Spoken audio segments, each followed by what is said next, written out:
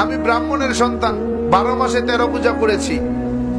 33 কোটি দেবদেবী, তুলসীর গাছের তলায় আরো আছে 64 কোটি ভগবান।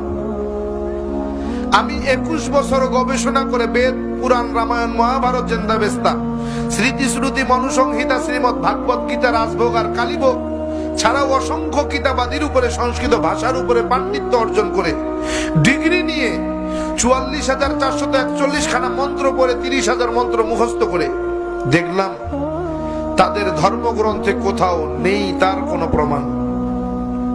একটা প্রমাণ যদি কেউ দেখাতে পারে যে মূর্তির পূজা তাদের কোন ধর্মগ্রন্থে আছে, আমি তার গোলামি করব।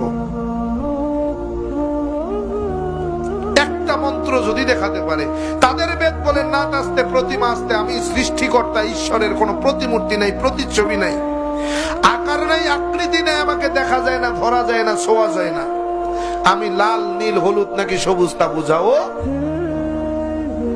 কিন্তু এরপরেও কি তাদেরকে মানাতে পারবো? এরপরেও কি তারা ছাড়বে? কয় পাইছো কই? কয় বাপদাদাই করছে তাই। দলিল বাপদাদা, দলিল বাপদাদা, অথচ ভগবান শ্রীকৃষ্ণের দোহাই দেয়,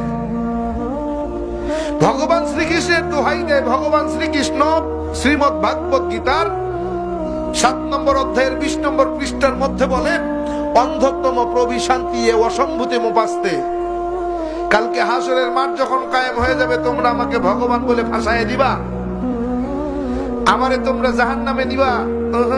আমি সেই রাস্তা রাখি নাই, আমি আমার রাস্তা ক্লিয়ার করে দিয়েছি। অন্ধত্তম প্রবিশান্তি এ অসম্ভূতি মুপাস্তে।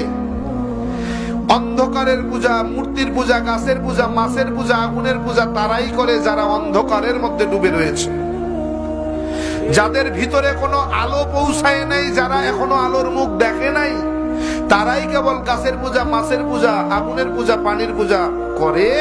আর যারা আলো দেখেছে, হেদায়াত পেয়ে গিয়েছে, নূর দেখেছে, তারা তা করে না। কেমনে বুঝাবেন ওরে?